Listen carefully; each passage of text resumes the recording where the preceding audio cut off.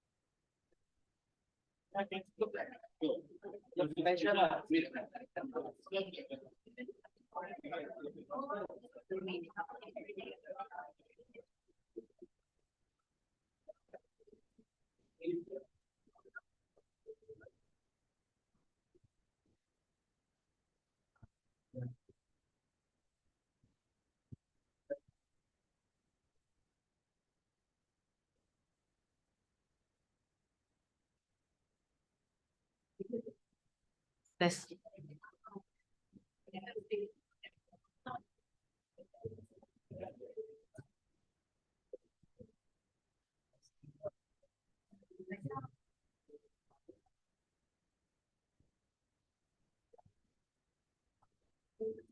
Testing mic. Test mic 1, 2, 3. Hi everybody, good morning. May I have everyone seated at the front so that we can fill up the seat at the front? Boleh ke?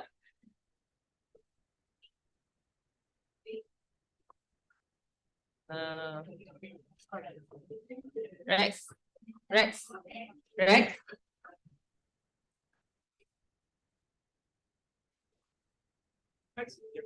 I think we can fill up the front row paling depan sekali. Jangan malu-malu guys. It's just us.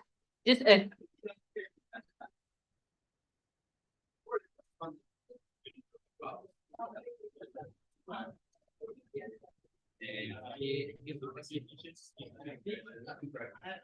Okay. So, selamat pagi. Assalamualaikum. Salam sejahtera. Good morning. Thank you so much for coming to our event early this morning. So welcome to our Identifake roadshow. It is a 10-day journey across 6 cities in Malaysia, dedicated in countering disinformation. So let's get ready for a very insightful and impactful discussion with our esteemed speakers today who are also here with us today. So my name is Hazwani and I am your MC and I'm thrilled to guide you all to an important initiative.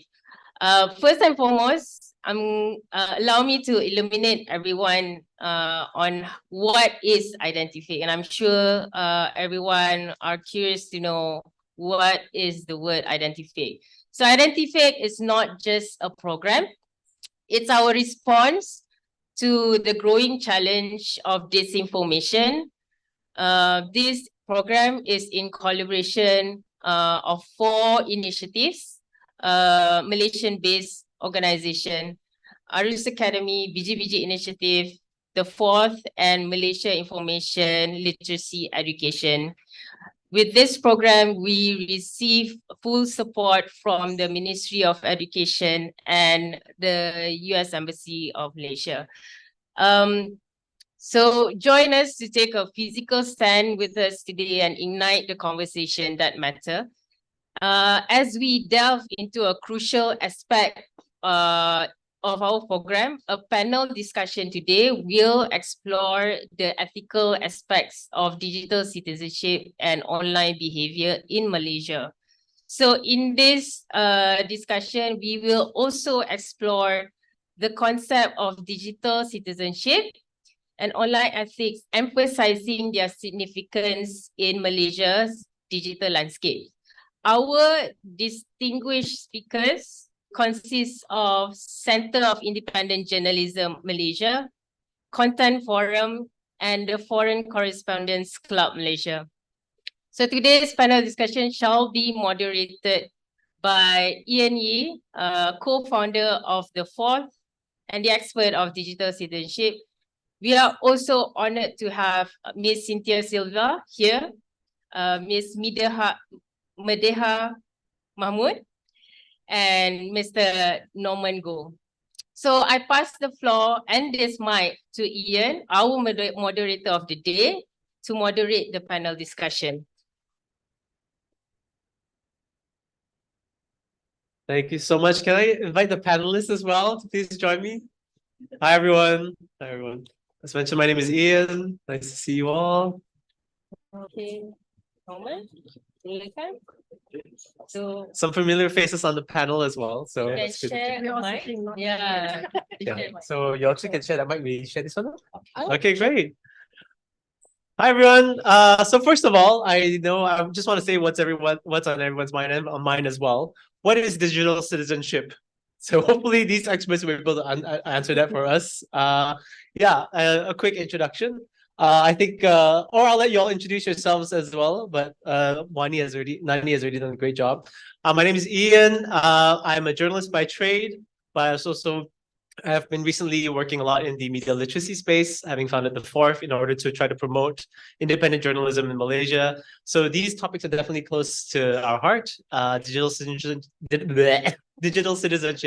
and in particular, how that contributes to misinformation or countering misinformation, right? So without further ado, we're going to get started. Maybe we're going to start in this direction. Norman, you can let us know what digital citizenship is to you. What are the principles and how can we better promote that in Malaysia? Yes. Hi, good morning to all. I think first, I'll just jump straight to the main topic. Why is there, just think, what is digital citizenship? I want to go to the definition and whatnot. All of us are digital native users, and every day the first thing you do is to wake up, you look at your phone. Before you sleep, you look at your phone. You go to the toilet, you look at your phone. But there's one problem. We share every single thing online. And without knowing, I mean, as you age, oh my God, most of us are coming 40 soon, right? So when you have babies, you get married, you have babies, and you share every single thing of your baby photos, right? But without knowing, some of these are some of the things that we don't realize. It poses some risks even to us, even to people that you love, at risk as well. Because there are people out there, because Malaysia is nice, but not everyone is nice either, right? So one of the discussions I know, I had this discussion with a friend. I told them, I said, one of my pet peeves, every time if somebody cuts my car, or whenever I see a P or J car plate, changing lanes, and then I get really pissed off and I get so angry. I said, okay, give me 1 minute. I'm going to check whose car is this. I'm going to find out where this person stays. I'm going to find out what's his social media, where he works and everything. We've done that before. Probably me, not you. Doxing. Yes. Sure, I've done that, right. But everything I'm giving you all these anecdotes, but I'm trying to tell you is that whatever you put on social media, whatever you put online, it stays forever. So some of the few things that you see, aside from misinformation and all that, I won't go to the recent scandal video. Which one? A lot of them. Yeah. Okay. So things like that. One of the few things that we're seeing, the rise of getting blackmails, adolescents getting blackmails with, you're putting in your personal, things that you want to keep personally, but unfortunately got leaked out, and then it haunts you forever. Or sometimes it goes as a doctored photo. So how do you keep all this information safe? What's missing when we're seeing the evolution of misinformation? And to begin with, misinformation did not begin out of nowhere. Misinformation, disinformation came out in many, many forms. And particularly with online, with social media, it is becoming a lot more complicated than before. Ian and I, both of us work through COVID in the media education forum. We worked on modules, we worked on misinformation and disinformation, reaching out to, telling them this is a misinformation, and said, no lah, I don't know what. That's the first thing about Malaysians they do. I don't know lah, whether true or not, can you verify for me or not?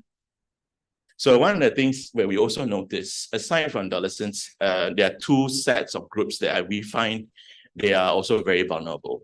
The younger groups, as well as the older groups, what we call as PCMCs. PCMC refers to Pakcik Makcik. And Pakcik Makcik, I think that later on I'll pass it to Mediha and Sylvia, is that this is also another worrying part because scams is also coming up a lot more. I think we lost only about 2 to 3 billion ringgit because of that. So these are some of the things that you cannot get away from it. You are already part of the digital citizen, but what is your role to play as a responsible user yourself? And I will have to reiterate this. You do not need to share every single thing about yourself. You do not need to check in every single place you need to go.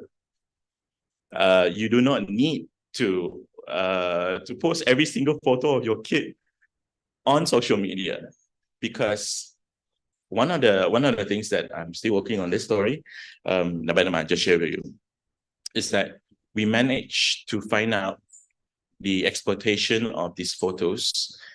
People are tracking and downloading all these images of children. We have real pedophiles around as well. So these are a few things that you need to consider of all this whenever it comes when you use. It's not to say that there's doom and gloom in using social media, but how do you use it responsibly?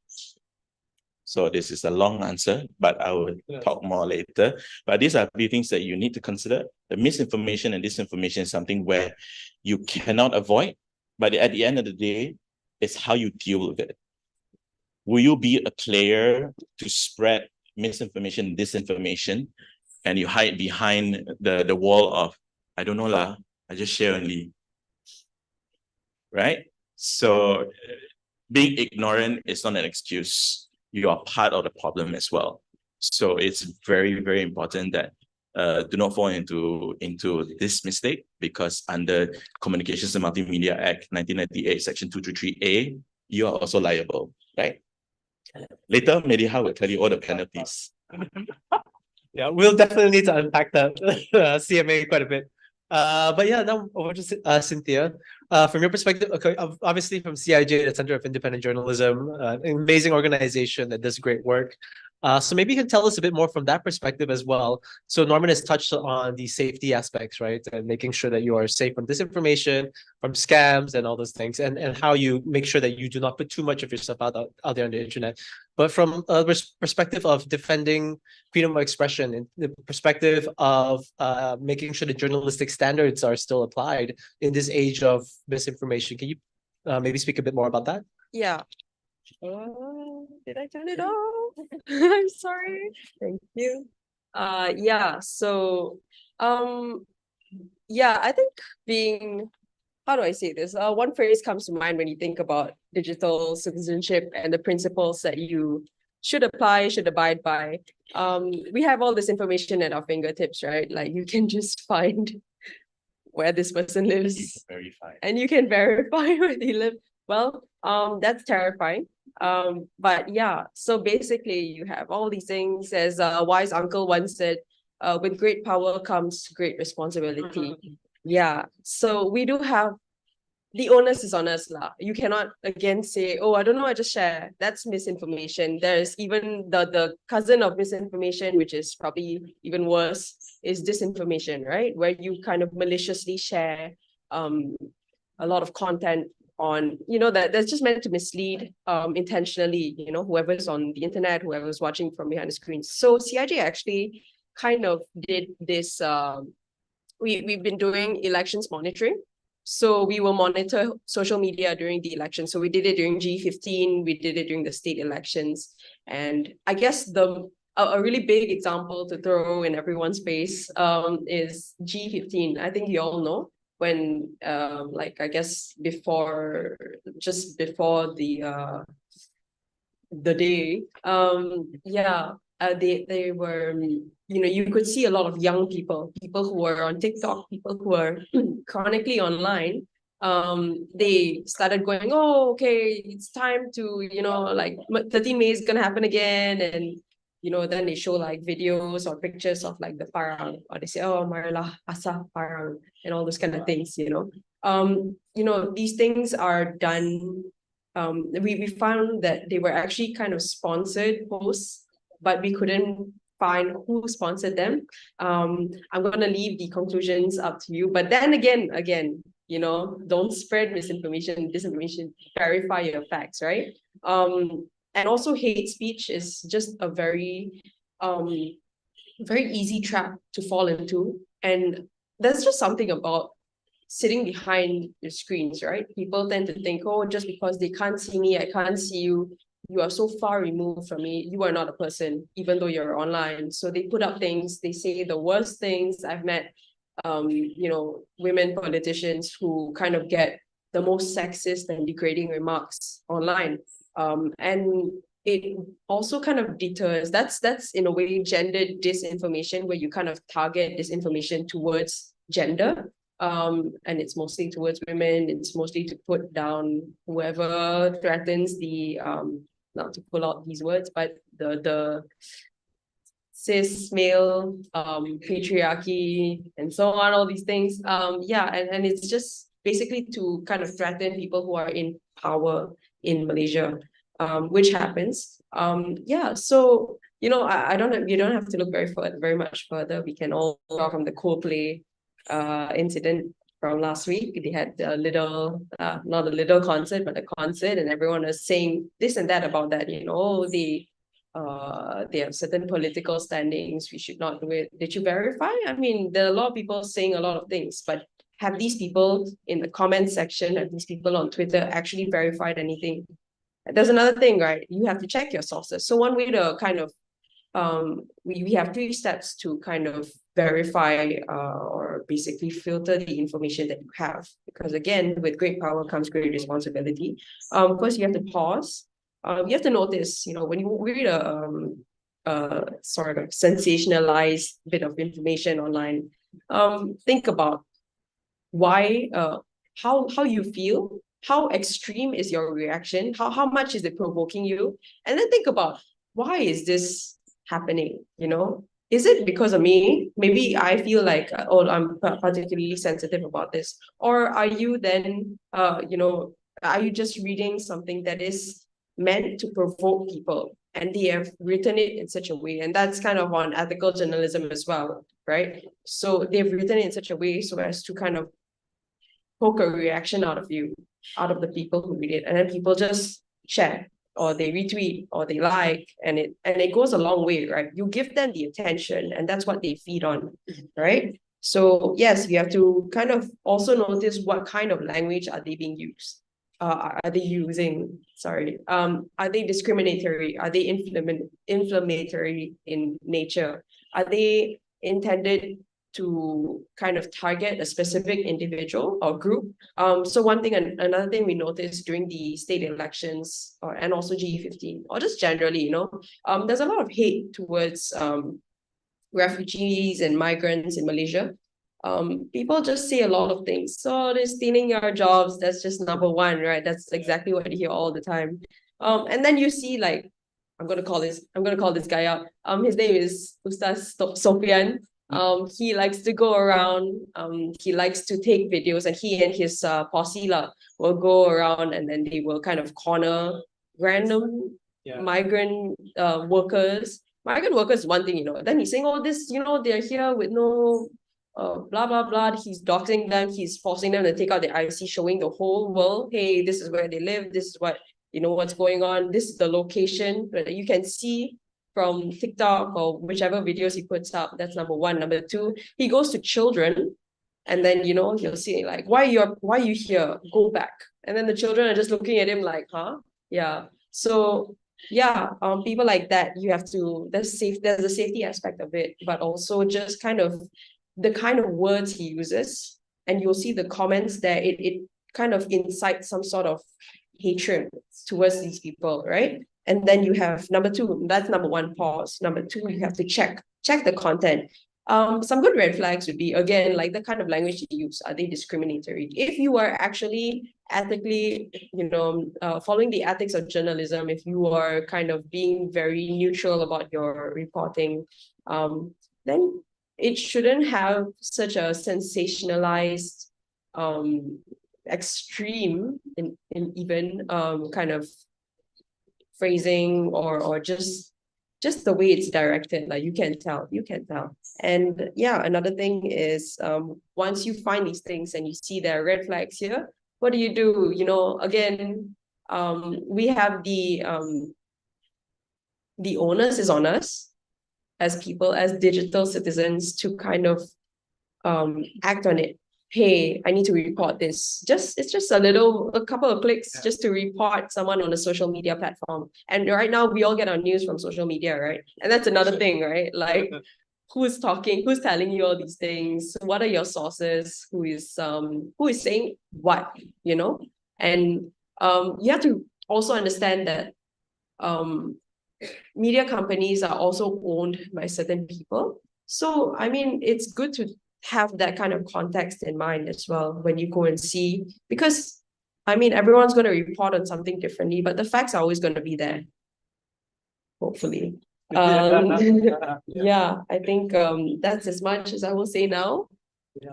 Can I just quickly follow up on that as well? So can you maybe explain a bit about the kind of chilling effect that you see when you have gendered violence on social media, when you have this new trend, and it is a trend of these like vigilante type TikTok accounts. There's a certain Adun as well in Malacca that likes to do that. Right, that goes around and intimidates people and say, why are you doing this? Why are you doing that? And then and so yeah, can you explain what kind of effect does that have on the public or on these specific communities? I'll give one example. Do you guys know about the story of the Rohingya community in Penang? There was like a bunch of them who were living in a kampong in Penang, and this guy, again, I'm gonna pull the same easy example because he makes himself such an easy target. This Ustaz Sofian, right? He was going around doing what he does best. And then a couple months later or a couple weeks later, we get the news that, oh, this entire community of migrants have been forced out of their homes because the people around them were just kind of harassing them, so they have to flee. But where are they gonna go? Like, where do you think they would have gone? Where are they safe? Because again, they have to keep remembering that, you know, there are a lot of immigration raids going on. So we don't know what happened to them. We don't know where they went. Yeah, so things like that. Gender disinformation is also another thing. I mean, it's well, I mean, a lot of it is just kind of imbued into society, right? There's a very nice topic recently that was brought up about how, oh, it's a problem, women aren't getting married early. Yeah. Yeah, but there's a lot of yeah, it's just a continued you're just pushing certain stereotypes forward. One thing I guess is quite obvious in terms of the effects is that politicians, right? They'll be like, oh, they will harass them online, or they'll spread disinformation about certain, especially young women politicians online. And then you just kind of you know, other girls, other women who want to get into politics, and I mean, they can, you know, and dare I say, they might be able to do more good, or they might even be more useful than some of our politicians today, you know. So these people want to get into politics. You have the capacity to do better in this country, but these fools who are like saying all these things about all these women, and then it just shows the amount of pressure that these women politicians go through. I spoke to certain people from Muda, and they are saying the same thing. I mean, it happens to them. They are also sadly a very easy target, because youngish people, and a lot of women. DAP also another thing, another wonderful target. Yeah, I'm sorry, I'm not picking these specific. I mean, they're good examples, but there are many more in many other parties as well who are targets of gender disinformation, and they are then discouraged. It's not just discouragement, right, from participation. What if they're already participating, and they, you know, it's not just about pulling out, it's about going on, and then they just kind of suffer a lot of you know, deterioration to their mental health. Yeah, I think I would agree. One of the observations that I have during the last two elections is that it is unfortunate. I've seen this in the newsrooms, some of the newsrooms, local newsrooms. It's always that one or two stories that say they're not just beauty, but they have beauty with brains. It's, you know, why do we have to objectify women in there? Why do you have to put this? Just because the candidate was a former beauty queen, but so what? Why do we need to denigrate women in such a manner? I'll give another example of a former women minister, just because we've seen her losing a lot of weight. But that shouldn't be the topic of the town of whether she can perform or not. Why should you look at the body of a woman or how she dress to determine whether a politician, a woman, particularly women, can work or not? It should not be gauged then where. But unfortunately, a lot of our news reports tend to swing in that manner. And I think more recently, we've also seen how reports are saying a lot of gendered bias towards women. For example, I'll jump straight into a mental health story. If it is a murder-suicide story, it always starts with kerana cemburu, isteri dibunuh. Kerana disyaki cemburu. It's always victim blaming. It's always like, oh, women are at fault lah. So this sort of stereotyping fits in every day and repeats and repeats. It gets worse on TV dramas. Yes. And you know, you get this Tan Sri, Puan Sri beating up their daughter-in-law, and you know, at the end of the story, oh, bertaubat and everything. Oh, this kind of story gets through. But unfortunately, what are we teaching our you know, young people particularly? So Cynthia pointed out very good points. The role, not just journalists, I think for us as well. And I've also seen some of our friends, those who went to Coldplay, they were targeted because they're women. They were targeted and they were attacked on TikTok, spreading all sorts of nonsensical things about them. And at the end of the day, what are the things to protect them?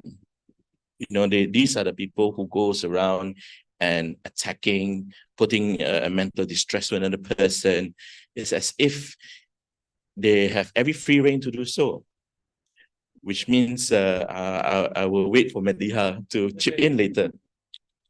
Can I also really just quickly add? So now we're starting to see, right, I don't know why I'm struggling to say that word, digital citizenship. Has very real world consequences, right? Like the things that we post online, we don't immediately see them, but now we're starting to see how it can have effect not just on individuals, but broader chilling effect on society. And this could easily become a spiral, right? Speaking from my experience as a journalist, we are speaking to so many female journalists, female investigative journalists, who feel that they can't do this long term because they know that they're going to get gendered violence on whenever they produce certain pieces or they put their face on some of the content. They know that they're going to get that kind of pushback.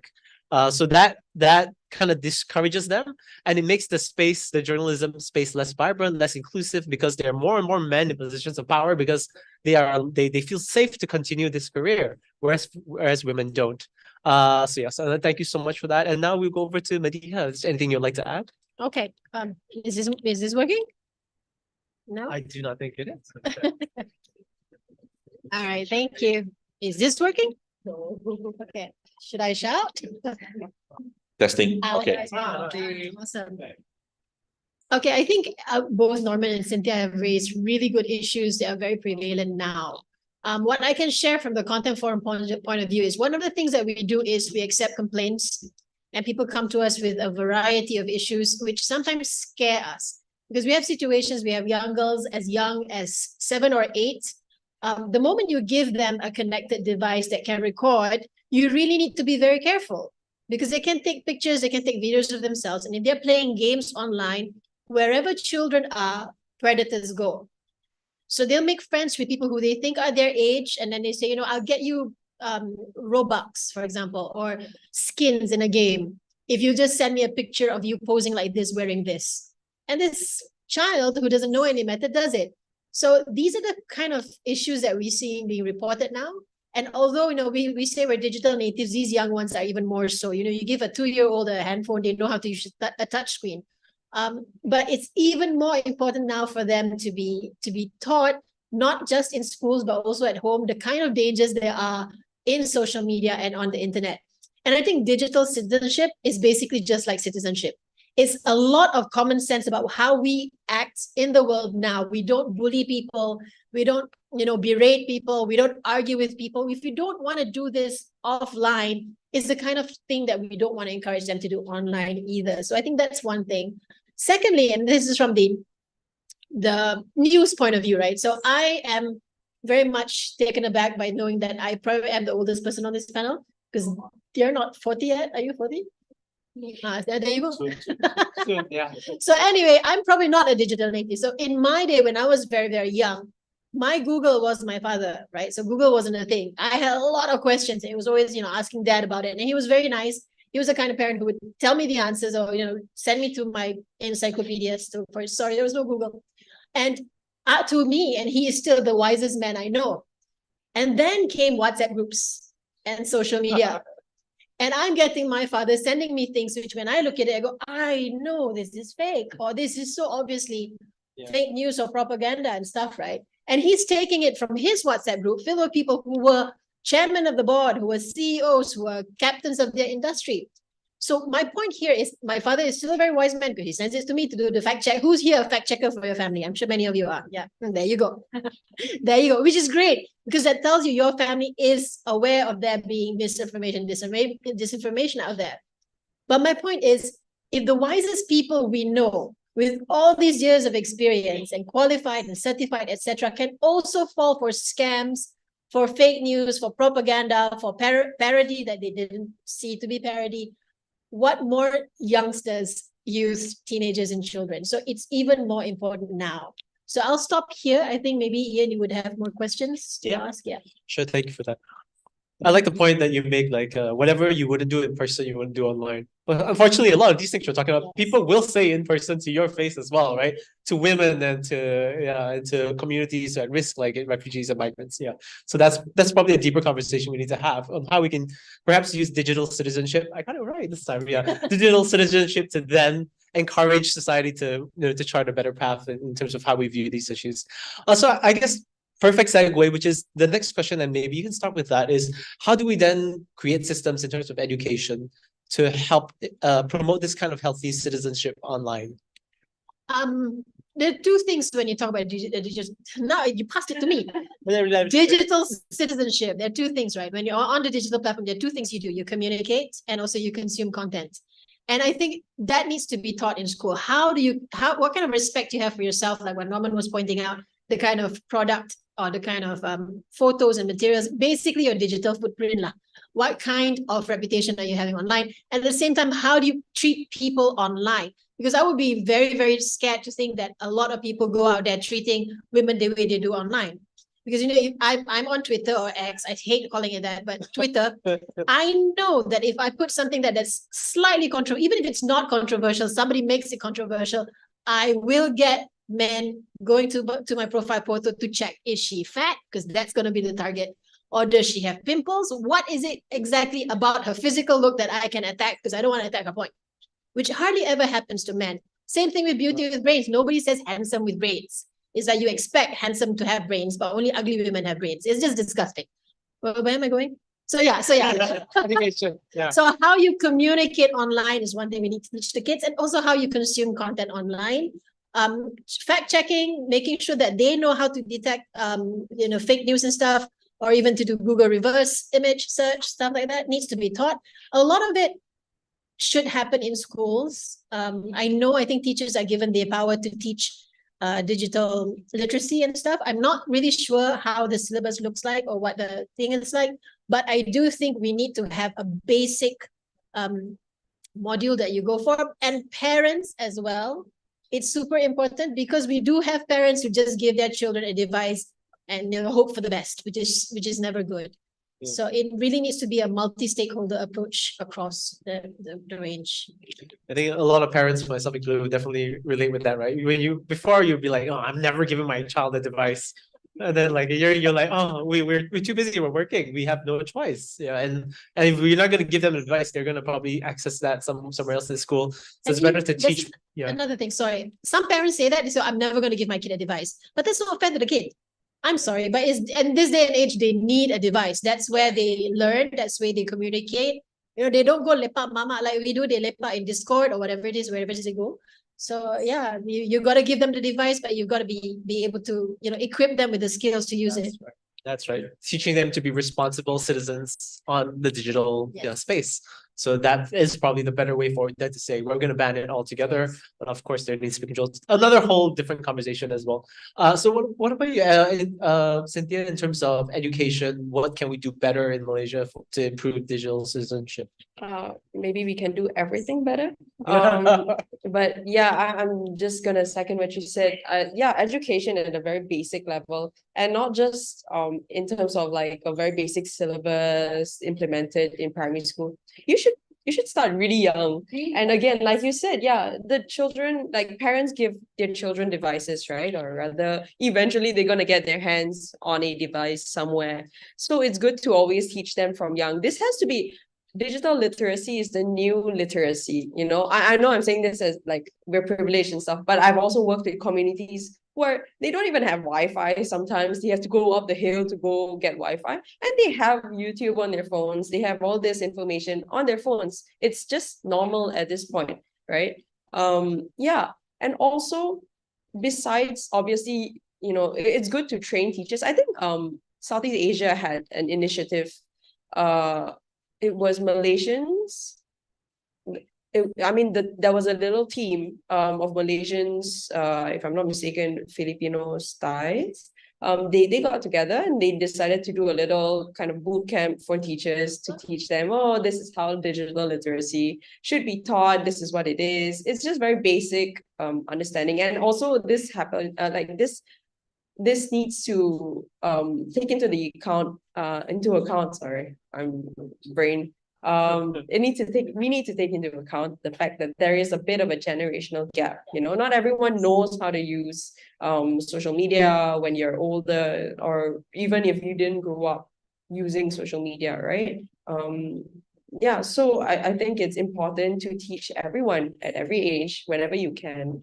That being said, I also feel like this is in a way education, but it's not really education. So you know how when I am a younger sibling, so if I do something problematic, if I grew up doing something problematic, my brothers would just, that's not cool, we're gonna shun you. And so I have to learn how to like, oh, this is not socially acceptable. I can't, stick my finger in a socket. Yeah. So those kind of things, I think we can apply them to digital literacy as well. It's a bit of a roundabout way to saying, we have to teach our friends as well. We have to, because you will not, teenagers, I was a teenager, so I will say this for myself. I would not listen to anyone except for my friends at some point, right? So it's good to have that culture imbued in the first place into the younger generation, especially Gen Z. And I say this because Gen Z is always online. They are, I don't know why I say they, am I Gen Z? Everyone grew up using devices, not sure if that there are a lot of kids who don't know what a cassette is and so on, right? So they know everything already. They probably know more than maybe some of us know, right? About digital literacy in a sense, right? So the people, we can use that. We can use the fact that these people are more, shall I say, woke, savvy. Yes, savvy, definitely. But also we have to understand, I'm gonna go on a little bit of a rant. There's this thing called blind cancel culture. And yeah, so everyone, if you look online, right, it's so normal for people to just hop on the bandwagon. Again, this is why I say that it has to be a culture, because this culture is very much the norm right now. And I do know why we have cancel culture. I mean, I'm sure this is a very nuanced take. This is a bit of a hot take actually for everyone, because we need it to a certain extent. Exhibit A being the Me Too movement, right? We needed to cancel certain people. We needed to boycott certain companies and so on, right? Just to kind of name and shame. But now it's going on to a point where you will always see, individuals, and you will see younger, especially the people who are kind of in high school. Everyone wants to be good. Everyone wants to try to be right? But the thing is, everyone then plays judge, jury, and executioner online. So that's another thing, right? Education on, hey, what are the facts? Is this really for you to say anything about this? And again, like, are you being taught what the impact of what you're saying online is? Because people lose their jobs, people lose their reputation, people get doxxed online, right? It's very easy, and okay, it's not that easy for many people apparently in Malaysia, but it's for us, I would like to hope that it's very easy for us to point out the wrongs of, going to like a migrant child and being like, this is all the information, this is their face, go get them. We can't do that, right? But what about if I were to go to you? Sorry, you're looking at me, so I went to you. Sorry. But if I were to go to you and be like, if I were to write something about you online, she did this, she was having a bad day, her face was not, like she wasn't lianing me or whatever, like cancel her. And then you just kind of, everyone jumps on this bandwagon before checking, or forget about checking lah. Is it really for you to say anything? There's a line to be drawn, and I feel like you need the culture. And honestly, it's good for us to know this, but it's also good for students to know this, so that they can go look at their friend and be like, hey man, what are you doing? Why are you, jumping on the hate train? Yeah. And that was my rant. No, it's good. Good rant.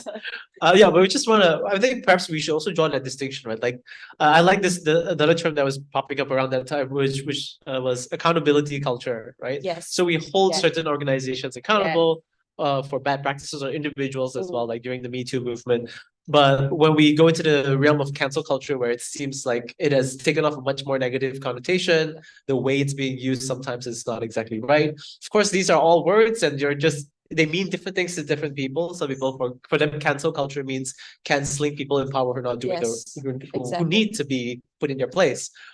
So just so that we have that framework in mind, Yes. that there's a definitely. good way to do that to hold people accountable, and there's another way that's just, it's not even about accountability in some cases, right? It's really about attacking, and we know that that creates a culture online that is not healthy at all.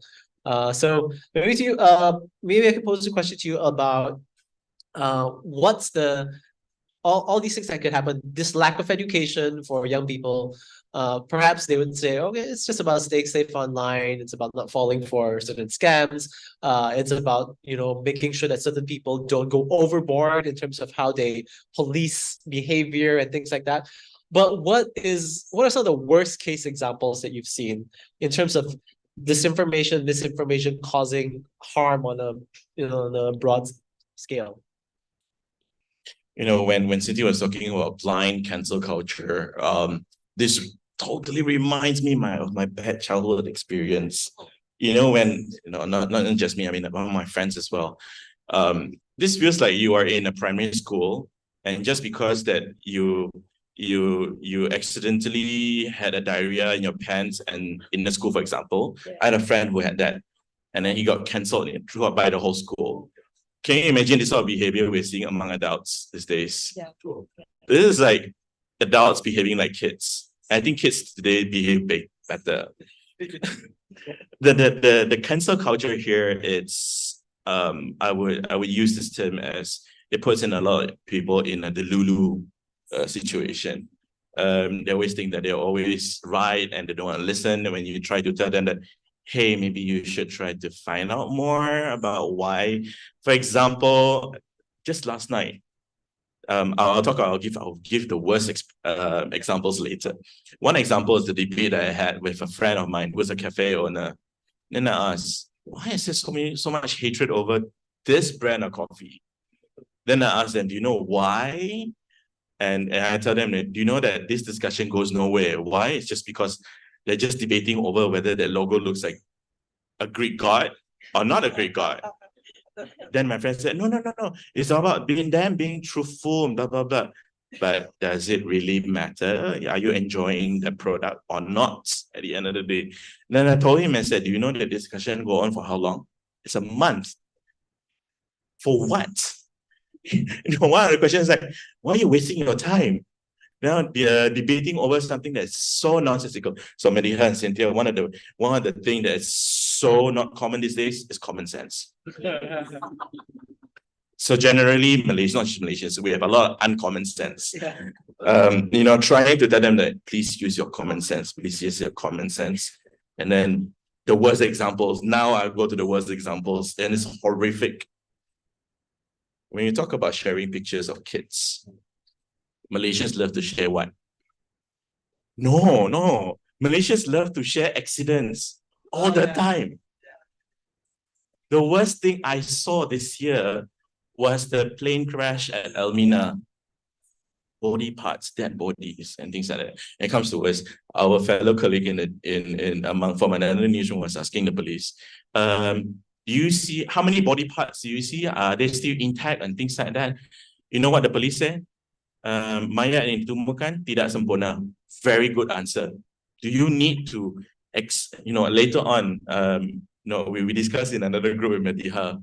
We were like, oh my God, the report was so detailed. How many body parts? It was, it goes to the detail. The tissues were stuck on the parts of the plane and things like that.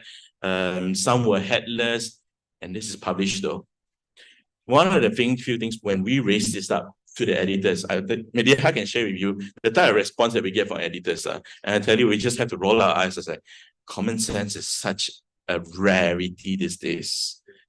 One of the things why we raise this up is because who will be reading this sort of news? Families of the affected victims. Not just that, how about children? Parents will have a lot of headache trying to explain to their children, why is there a headless body found here, for example?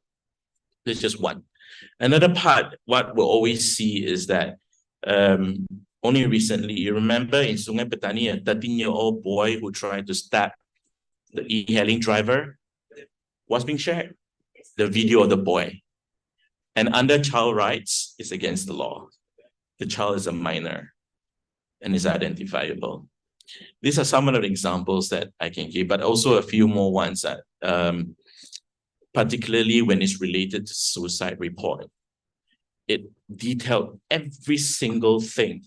So one of the things that we notice is that when you have this very detailed report and even photos being shared, you will see a trend, and Content Forum has also seen that sort of trend over the next a few months, 1 week after week after week. It happened this year, it happened last year.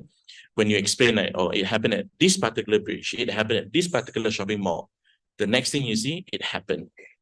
So this becomes really unsafe for consumption at the end of the day. Then the question that will go back to us, then how? A police report like that, why? Then we report facts also, but do you need to report every single thing that put harm to people? Not necessarily. I'll give you another case.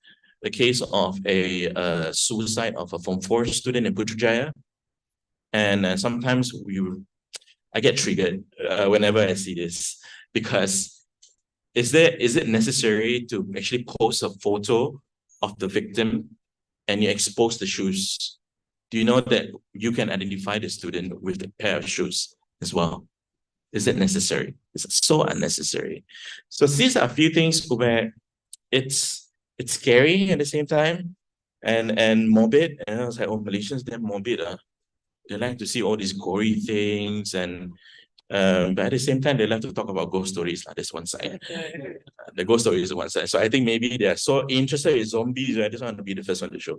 But these are the few things where we don't think about consequences.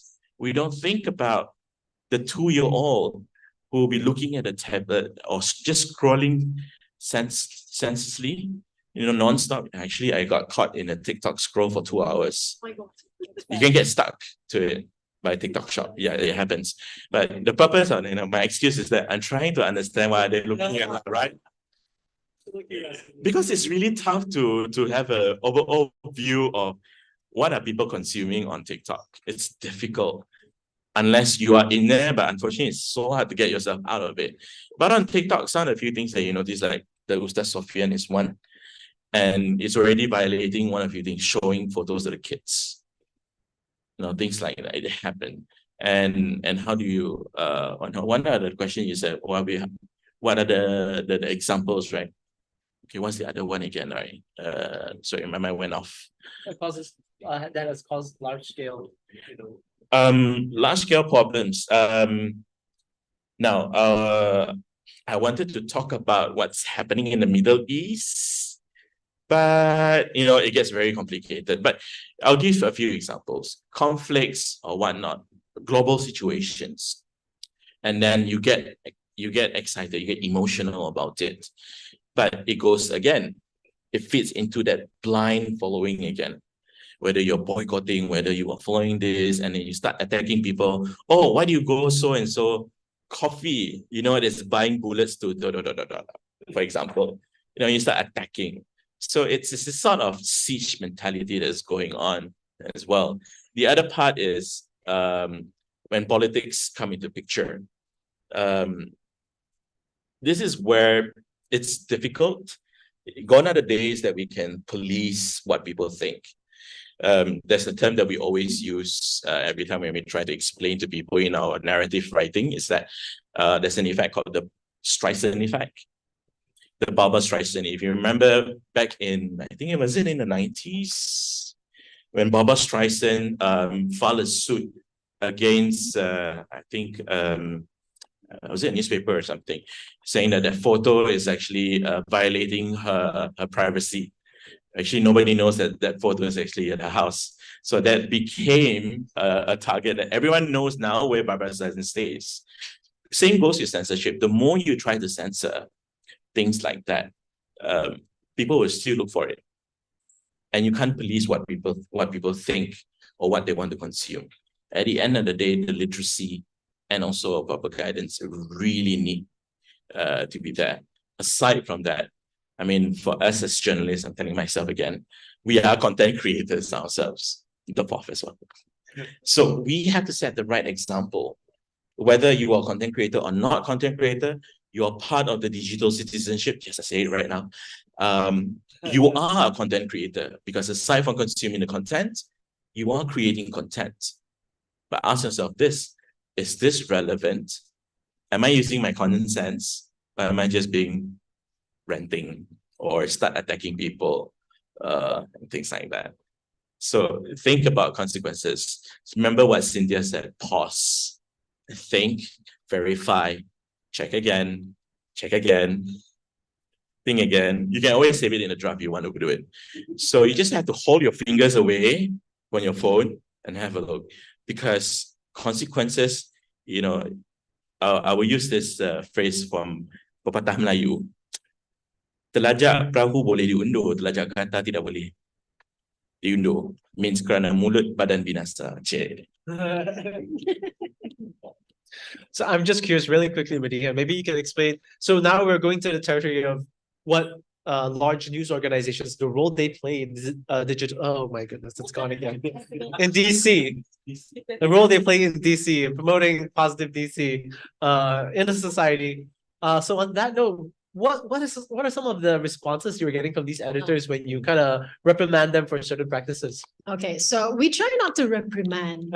We usually, what we do in the content of a self-regulatory organization, we just want everybody to regulate themselves. So when this happens, when there's a report, which is really, it could be suicide, it could be the Elmina incident, whenever we go to the editors and we say, okay, you guys, this is not good, you're actually breaching certain laws or it's unethical, what we get is, number one, if I don't do it, everybody else is going to publish it anyway, so I'm going to be left out. Or number two, this was in the police report, so we're just, reporting facts. Or number three, people are going to get it. Citizen journalists are already posting these photos. So if I don't, then I'm missing out. So a lot of times you try and have this conversation with them. I think Norman knows very well as well. The role of these professional journalists and editors are much bigger now because of citizen journalists. Where else are we going to get ethical journalism other than actual journalists, right? And this is the kind of thing that we also want consumers to do. If you see, whether it's newspapers or whether it's a citizen journalist or whoever it is, who's posting crime scene photos or graphic photos of a suicide or an accident, report it, because most of the platforms will take it down for graphic content. Or at the very least, make it very well known to them that as consumers, we don't want to see this. We don't want to know. We don't want to have a situation where there is a suicide and you ask what happened. Did they have a breakup? For example, there's I think a recent one where the child who stabbed the e-hailing driver. Clearly the questions, because of the news report I was reading, you asked, did he come from a troubled family? Did he do drugs? Did he do this? It becomes a situation where your curiosity goes beyond what is newsworthy. And when you report that and you encourage that kind of society, that's why we have people debating about other people's polygamy relationship or other people's affairs. People you don't even know, who's not even a politician or a celebrity. It's an 18-year-old, for example, who is brokenhearted because her boyfriend had an affair. And suddenly the entire nation wants to attack the boyfriend. What? I don't understand that kind of behavior. We shouldn't encourage it. That's why we go back to basics. We make sure we don't engage, we don't amplify news or postings which are objectionable. Very simple. And we all can play that role. Again, if you see it, report it. If you see it, call it out. And when you call it out, don't spread it. You can refer to it in your postings or a screen cap without having the username. There are ways to do it without amplifying the harmful message. So yeah, that's the kind of responses we get from editors. And I think the only thing that can move them to finally decide, okay, we shouldn't be publishing this anymore, is if more people call them out than just the content forum and certain groups. So we all need to do that. Yeah. Sure. I mean, for us as journalists, Ian, we get attacked as well all the time. People try to discredit us. People say, oh, yeah, your report is making so and so very bad. What sort of journalism is this? I was like, you read, you don't want to read, up to you lah. You're happy, not happy, up to you. So, but whether it's facts or not, if there's a problem, let me know. But one of the things that we forgot this this very good button I love to use, mute. Yes. Disengage is the first thing that you should do. Sometimes there are people who are hiding behind keyboards and fake photos. They just want to get a reaction from you, and they're happy seeing you suffer. So why fit in? So these people are just there to attack you. So just mute, block, and that's it. So they can say, "Oh, why are you blocking me?" Block you lah. No need. There's no need for me to engage with you. So what for? So it's okay. It's fine, totally fine to disengage, to mute them, to disengage with them, because there are a lot of people who have no common sense, and some of them are paid. Paid cyber troopers. These are the things that you have to. This is also one of the, I think, the very strong elements where it should be included in digital literacy, on how to identify real or fake or coordinated, CIB, coordinated inauthentic behavior. So these are, because this happens to a lot of politicians, and they end up has taken a toll on them, and same thing goes to us. In summary, disengage, mute or block, and move on. Great, thank you very much. So on that note, like if we need any more tips, I do have to quickly do a shameless plug here. The Identifake exhibition right over there will tell you a lot of these methods on how you can identify disinformation and this type of behavior online, how to protect yourself and insulate yourself from that, and to also not just protect yourself, but also promote positive behavior, positive citizenship in the digital space. So thank you all so much for your for all of your insight. Now we're going to go to a Q&A. Well, I like to do this in all our Q&A sessions. I want you to just quickly find a group of 2 or 3 people and have a quick conversation among yourselves, just 3 minutes. Think about one question you would like to ask, okay? And then share it with the person next to you. Shall we do that? Okay, 3 minutes starting now.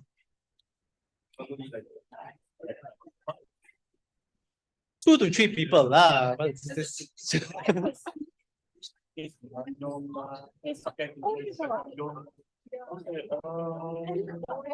Maybe it's my age, but I don't know how would this be. They go like, like, who? Oh yeah. Remember this TikTok seller in beauty? Oh, yes. You heard of beauty and Mira? No, I'm Lucky you. I had to ada benda ni. I was like, That was for a long you know, one particular Chinese paper published an article with just 3 paragraphs. You know how many parts in it? More than 100. Yeah. So these are unimportant people, by the way. Yeah. They're just what Shopee sellers, right? They are TikTok stock sellers. The scanner is this Ina guy. This Ina TikTok seller guy apparently had a scandal with the worker who's illegal, and then apparently he got divorced, whatever, stuff like that. And then now they are still TikTok shop doing live TikTok jokes and sell stuff. And I wanted to throw the question, anyone of you remember that? Oh my God, it took a month. Yeah, it was a very long. I'm Yeah, glad I hear about it. Yeah. I'm glad. Yeah. So there's no headspace for it. Sometimes we try our best to follow, but it's takes a toll. Too much drama. Because of the second influence, gaduh with certain members. Yes.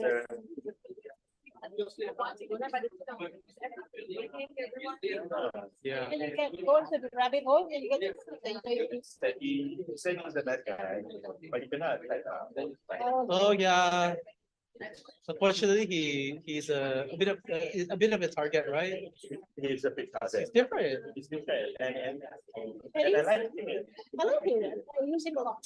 Uh, Because he's very opinionated and he knows exactly what to say, but he gets attached to I something. think it's not a game and shot review. Yes. Right? And even he did a Oh, Yeah, he did. He's good. He gets attacked all the time. yeah. All right. I can't wait to hear all your amazing questions. Okay, so Q&A time. Who wants to go first? We'd love to hear all your questions. We see that there are some journalism students in the room. We'd love to hear from you all. Right there? Okay. I think we can hear you if that's okay. Sure. It's up to you, yeah. You want. I have a few actually. Wow. So I want to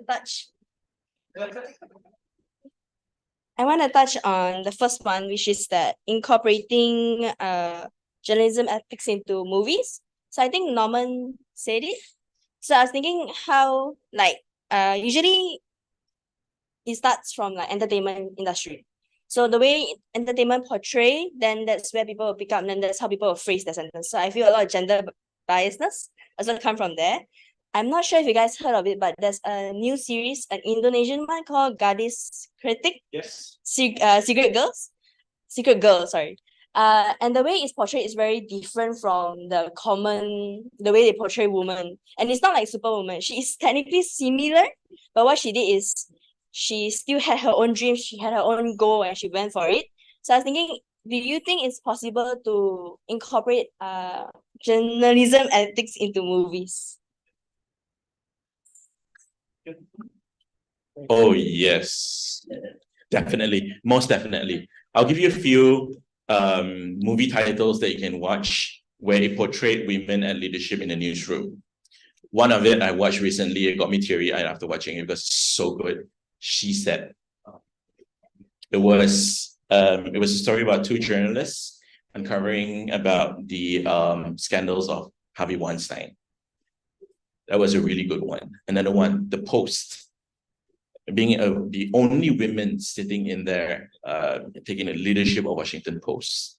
That's a very good story about how women, no matter how much adversities that they always get thrown at, like, oh, women are so emotional and things like that. Hello. My mom is the one good example. Women are like 1,000 hand Kuan Yin. They can do everything at one time.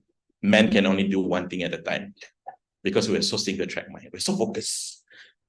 But women, you tell them, one hand they are cooking, one hand they are one side doing anything. When you ask them a question, the brain is still working.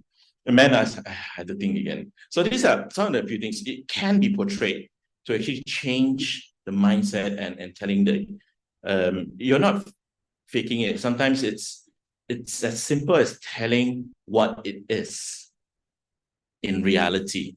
Another movie is Spotlight. You can see how journalists from different genders are working together and in uncovering some of the stories. And I tell you, a lot of good journalists out there, even in Malaysia, covering on environmental issues, covering on human rights issues. I'll give you one example. Vinota from Malaysia Kini, who uncovered human rights issues on human trafficking. A lot of them are carrying out all these stories. And even the good people from the Fourth as well. They've done a big group of them, female journalists are doing very good stories from that. Two local movies. I can give another example of how you can actually change the perception through movies. This is a plug-in. One of them is Tiger Stripes. If you have watched it. Another one is La Luna. So La Luna and Tiger Stripes, it takes on a different approach of how, from the perspective of women in a society and the social realities that you have. It's so relevant. I tell you, I've never laughed so much watching a movie because it's so relevant, and at the same time, the subtlety of it. So through movies and through dramas, is of course one of the very, very effective ways to educate public on this and how journalism works. And I think it's also about time for us to tell stories how we work in the newsrooms here. One of my colleagues who is now retired from newsroom, her name is Gachi. She has been a journalist for 20 years. Hardcore. She doesn't care. She didn't care anyone tries to attack her or whatnot. Just say whatever you want. I'm just doing my job. She got attacked one time when she was covering a red shirt rally. If you remember the red shirt rally at Fleming Street. So her photo was circulated all over. I have another friend who covered in Sarawak. Her face was also circulated. they face all these adversities. At the end of the day, they push on.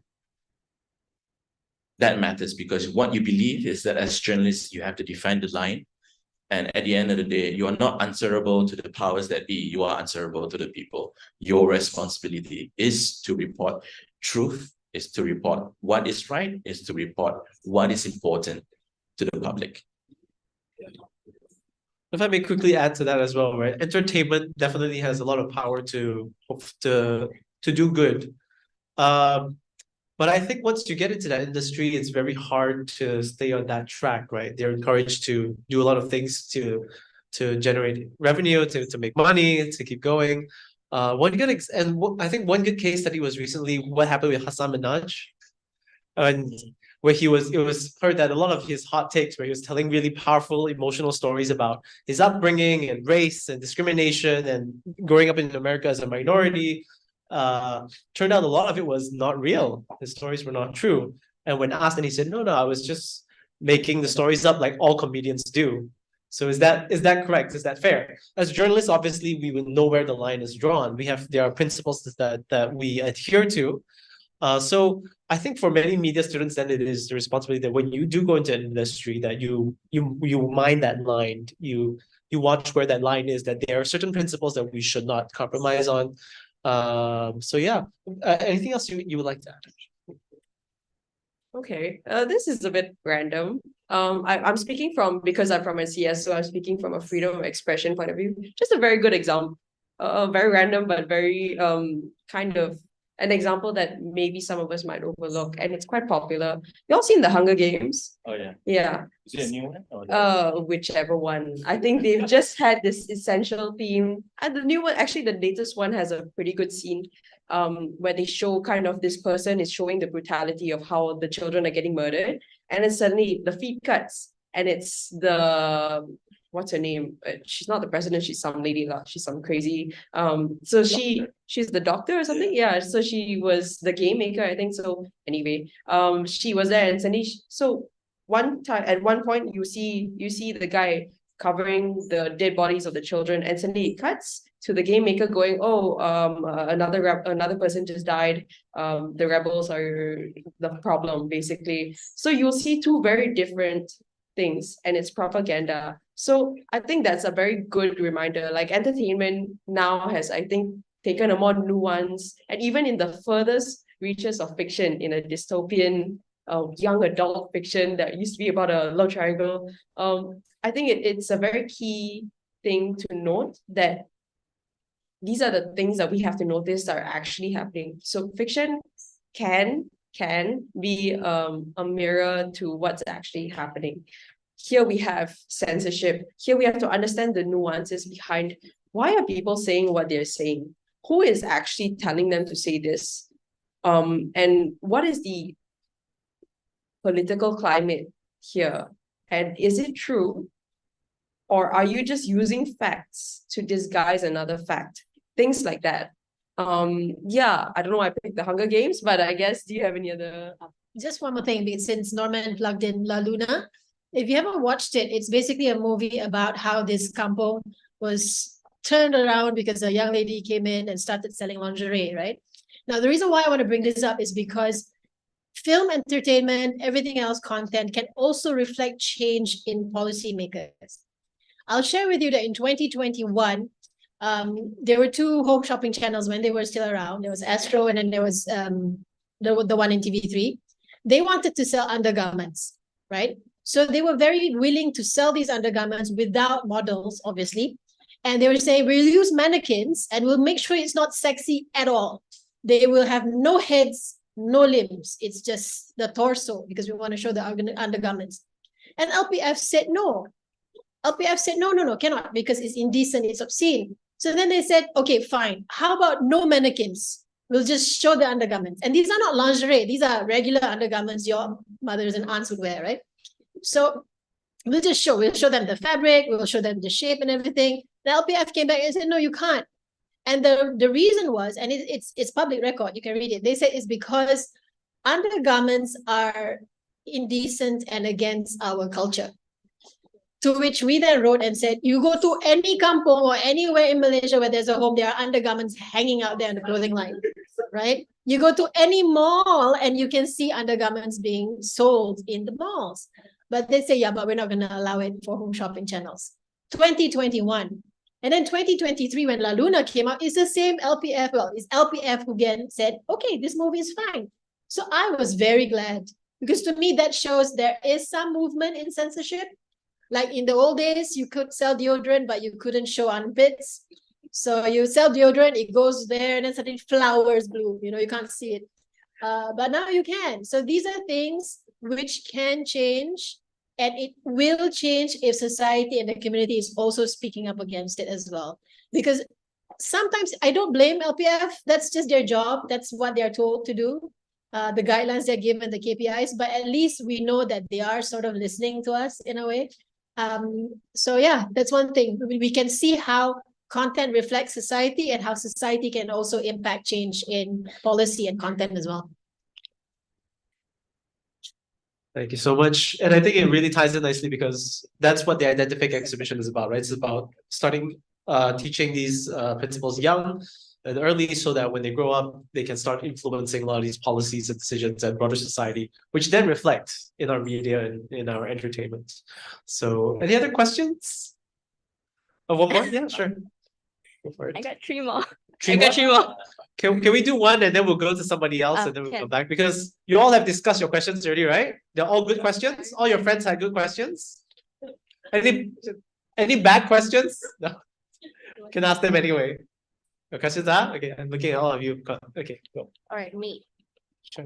Hi. So I wanted to ask a question about, so for example, some of us might have posted really questionable stuff in the past on our social medias, like bullying or harassing people and whatnot. But then as you grow older, there's still a digital footprint left, right? But then you're in for like a high position, or you're in for a political position, and then suddenly everybody's digging up all those tweets and Facebook posts and whatnot. So like, how do you deal with that? Do you just take accountability and then apologize, or do you just move on and then, oh, maybe start a new account? How would you, I don't know, it's like, how would you deal with that ideally?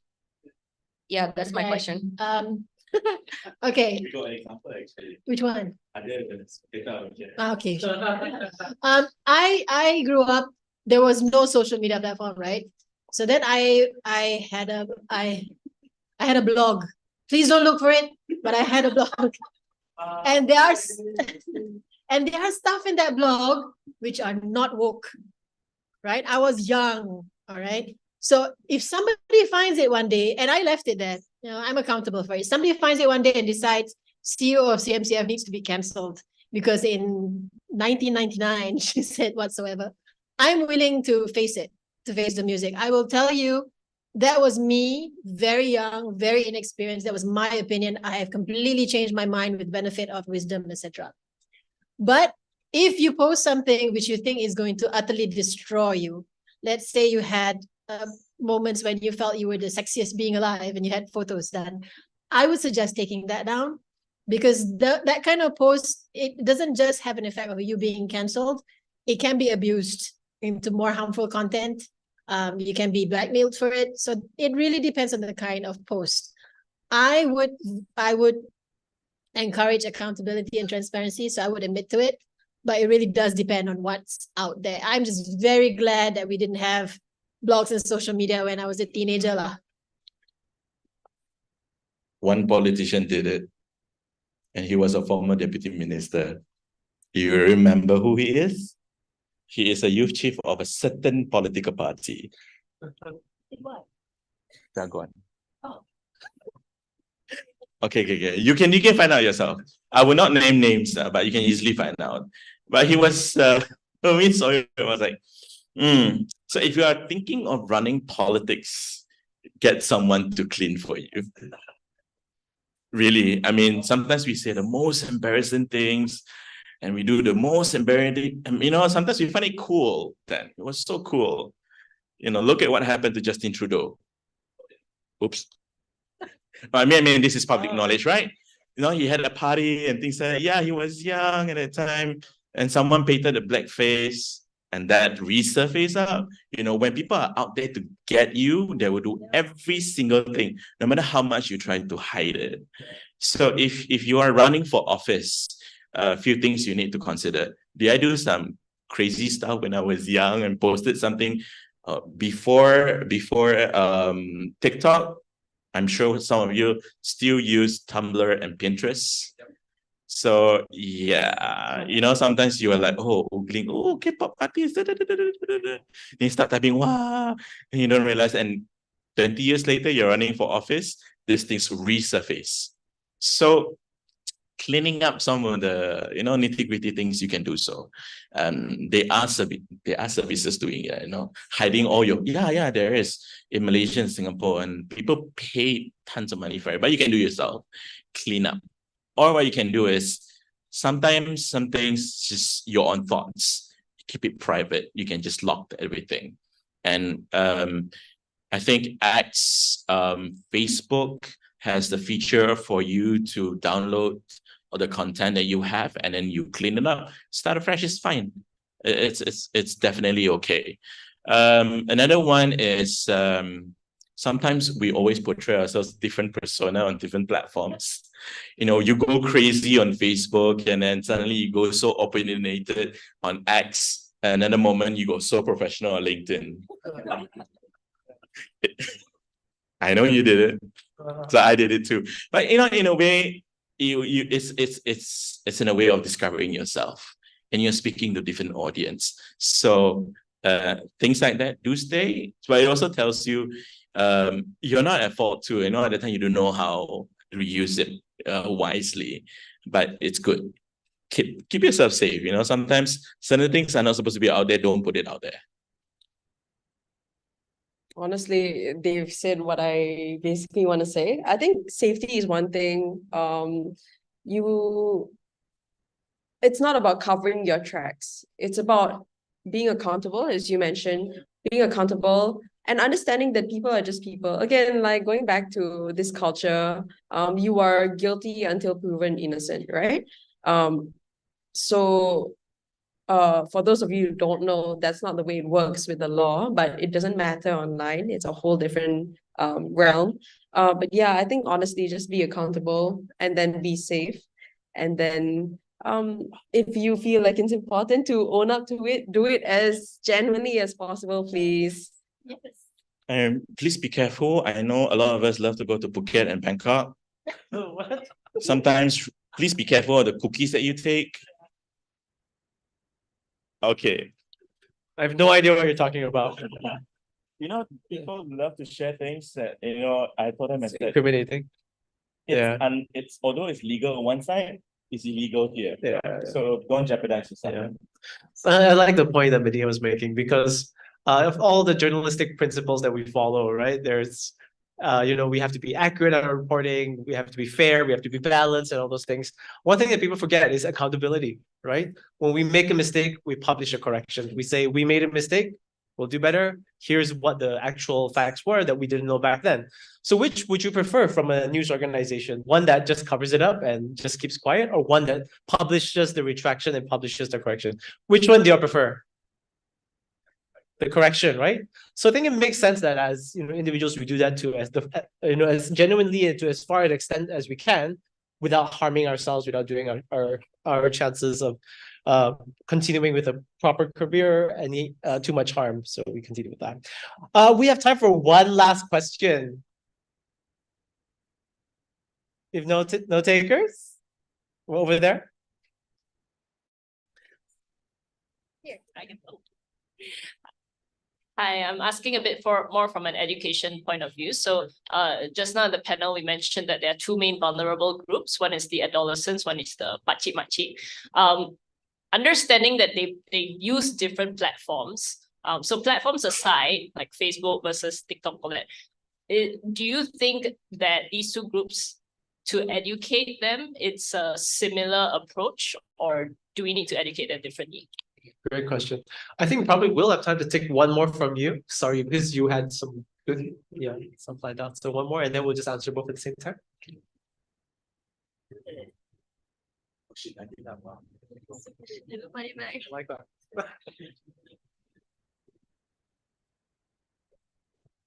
that. Okay. So my other question was, should serial killers or pedophiles or rapists or any kind of in those category minors, should they be secured or should they be reviewed? It's a debate, but in US there is actually a website that tells you who is pedophiles, who has a crime record. So this is like a pro and con. A lot of people said that through this website, they can identify if this person is a pedophile, which help them, those especially divorced women that has children, prevent dating men that has pedophile tendencies. But also it is also that they're minors. So that's my other question. Should Malaysia have that? Yeah. We can quickly answer that, and Samantha here can correct me if I'm from the fourth, when we worked together on a project for a couple of years on child sexual offenses. And I believe at the time, one of the advice was that a publicly accessible registry of these types of offenders is not a great, has been proven to be bad. At the time, the studies at the time, what we know at the time was we shouldn't have it because it prevents people from seeking help, prevents people from reintegrating to society and accessing counseling, therapy, and so on and so forth. So there should be a register, and it should be accessible to people in education, employers, parents who are looking for babysitters, and so on and so forth. So I hope that was a quick answer. And then to your question, sorry, I'm a bad moderator. Education, different platforms, how do we need to teach the different age groups in different ways? Go ahead.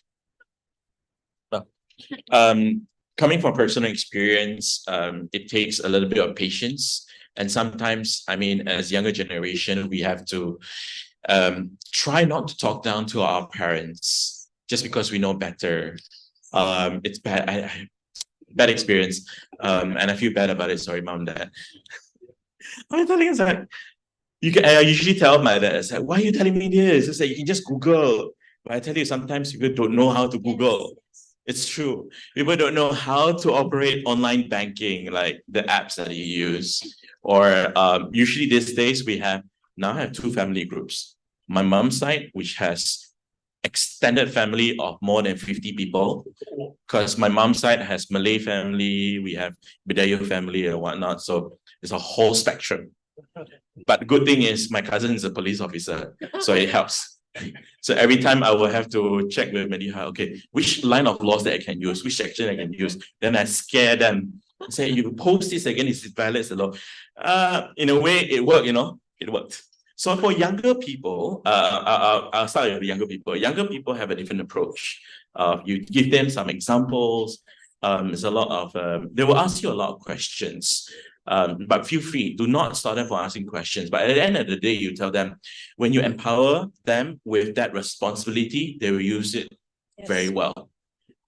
Sometimes we always have this mentality of saying, you kids don't know anything, you should listen to us. No, actually, kids know better than us. But when you empower them and give them responsibility to do so, they can follow. And at the end of the day, they become your facility, they become your TOT. They will start training their friends. They said, hey, I know better. I know. I said, I'm trying to train my friends. So it helps. So this is the ripple effect of how when we train children in school, we empower them, and then you tell them, this is what you can do as a responsible digital native, ... And then, give them that sort of recognition. Oh, what else do you know? You can tell them questions about scams and things like that. They will tell you, oh, then how do you prevent it? How do you know this is fake? Then they will try to find out, usually through activities, games, and some, you just give them some situational or play acting. Usually dealing with schools, if there's primary school, secondary school, hands-on experience is extremely important. Like, for example, how to do reverse search. Yep. How do you piece the puzzle of fact-checking, for example, things like that. That's in school that you can actually tell. For the PCMC groups, the pakcik-makcik groups, you can tell them nicely, go slow, especially sometimes with the pakcik-pakcik yang sudah pergi haji. They have certain status style, But how do you approach them in a more tactful way? So that they got, what do you call it? They have certain pride also. So go slow. And then you just tell them is that, yeah, you see what happened now? The retirees are losing 2.5 million to love scams. Love scams, I will tell them love scams, right? When you prod further, which app are you using? Are you on Tinder? Or are you on what? Bubble? And things like that? Or are you on another app That rhymes with Tinder. that runs with Tinder? So Facebook is one of the common entry for a lot of scams that affected the older generation when they get calls. So it's important that these days there are a lot of ways to help the older generation. As simple as you start off with, how do you do safe transactions online? How do you check the URL? Simple as this, very simple activity. If you receive a message from Telegram, for example, how do you check the URL is safe? Then you tell them, oh, you can actually copy paste it and then run it through this website, whether this website is true or not. And then you tell them, how do you identify, for example, a URL that covers itself that looks like a real news, but it's not. So you teach them some little things. You don't throw them every single thing that they couldn't comprehend. And the type of language that you use. And we tend to, for the younger generation, you use technical terms, okay. Older generation, change them. Change it to somewhere where they can easily understand the technical words that they can use. These are the older generation. It really helps them. And I use another tactic again. Empower the elderly because they love to show off. Oh, yes. And they said, oh, I know this. You can do this. That's what my dad is doing now, which is, for me, is good. He's doing that whenever I share certain things. He will reshare what I told him what to do to his alumni group, to his whatever groups. It helps. So although two different generation, two different approach, the keyword is here. Empowerment really helps, and it goes a long way in educating the two of our loved ones in the family. Yeah, I'm gonna take it in another direction, sort of. There's the age factor. There's also the background factor. So part of what we do at CIJ is we do community media, right? So we go to communities, and these communities are not the same, right? We have people in Sabah, Sarawak, we have people in Kelantan, and then we have people here in KL, right? And even in KL right now, we're all different people. We are students, we are lecturers, we are educators of some sort. We are also in the media, so on and so forth. Everything has a context, and everybody has their own context as to how they use it. Every community, you have to understand the nuances of each group of people. So if it is the elderly, you have to understand where they're coming from and understand what appeals to them, like you said, right? Empowering them as well. But it's not just that, it's also where they come from. It's not just an age thing, it's also a background thing. You will find that the uncle in KL who's very used to his grandkids showing a lot of content or making him do TikTok dances is a lot different from someone from a rural area whose kids are not living with him maybe at the time, and he's got his friends to teach him how to use WhatsApp, YouTube, and so on. There's another thing, and also the social media platform. I don't think we can force people to use platforms that are just not applicable to them. You're not gonna, maybe it'll be fun to see, but you're not gonna find an 80-year-old man doing TikTok dances, right? You're not gonna find a child probably not forwarding WhatsApp messages, or chain messages forwarded many times, right? You have to understand where their social environment is, why certain things appeal to them. Scams. You could go to a 2-year-old, I guess, and be like, don't give your bank account number, but 2-year-olds are gonna be like, what? Their issue is probably more of safety, because they are more on social media and engaging with other people. The adults, I mean, the older ones who are not so into social media even, or putting themselves on social media, still use social media in a different way, to get news, to observe. So why are they using social media? How are they using it? Where they're coming from? I think that's quite important. Yeah, so I'll use an example I usually give. I've got my dad, he's almost 80, and I've got sons from 17 to 7, right? So it's completely different way of talking about issues. So with my children, what usually works is if we talk about what's happening now, some viral issue. And I always talk about this with them because I feel that they're going to see it anyway. So let's have a guided conversation over it. But with the elderly, I think, well, the groups that I see, they are very much, you can reach out to them when you've got information. Like if I share something from PDRM, if I share statistics from some well-known organization, then it's easier, it's more palatable to them to go, oh, okay, rather than me, this young person they've seen being a toddler, come in telling them, oh, Machi, you're wrong, don't share this. But if I sort of share information, oh, look what I came across, it's a little bit less, the pride factor is tame somewhat. So with youngsters, I feel conversations, dialogue, debate really help. With the older generation, debate might be construed as being, biadab or kurang ajar kind of thing. So it really, like what Cynthia says, it really depends on your audience. I also recently discovered that the youngsters don't use Google. As in, if they want to do something, I say, Google it. They don't Google it. They TikTok it. They'll check TikTok. Somebody in TikTok, yeah, they do. Like they don't Google recipes. They TikTok it. Because they don't even YouTube it, because YouTube is too long. What? ChatGPT. Oh yeah, ChatGPT. Yeah, that's a lifesaver for a lot of people. But they like TikTok because it's short, it's cut really fast, and they don't waste much time on it. So if I tell my kids to look up something, they don't open the Google app. It's a TikTok app. Yeah. Well, thank you so much for all those amazing insights. And just to wrap it up, I like how we came to this conclusion. We didn't force it. A lot of you are saying that comes down to education, empowering people, going through peers. We understand the risks of misinformation and how important digital citizenship is. So on that note, I really encourage all of you to check out the Identifake exhibition. Also go to the website, identifake.my, is that correct? Identifake.my. So all this information is there, all the resources and tools you need to do educational programs with students to help encourage this type of positive digital citizenship is right there. So on that note, thank you all for being here, and let's give a round of applause to our panelists. Thank you very much. I'll pass it to Aswani. Hello, everyone.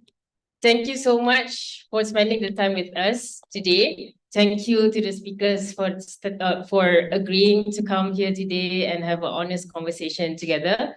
I hope everybody enjoyed your time today. We have lunch served in the next room, sorry. But before everyone leave, I want to take this opportunity to actually give a special gift from us to the speakers. So I would like to have Ian honor to actually pass this gift to one of the speakers. Each of the speakers have one each. And then let us have a group photo between the project partners and the speakers as well. And I want to invite Vijay, Nadia, can you come forward, please, to take photo together. And then kita boleh bersorak. Yes, please. Oh. Yes, together. Okay, kita ambil gambar sekejap ya. Whenever you're ready, Hafizah.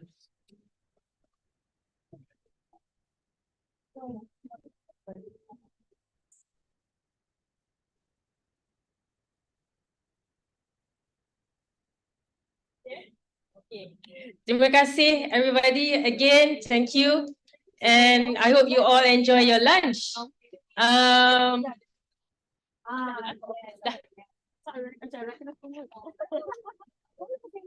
Yes.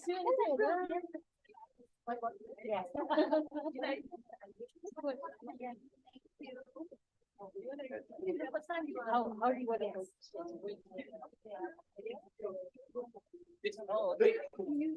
Okay. Hi everybody. Our photographer have a special request actually. We want to have a group photo together with every one of you here.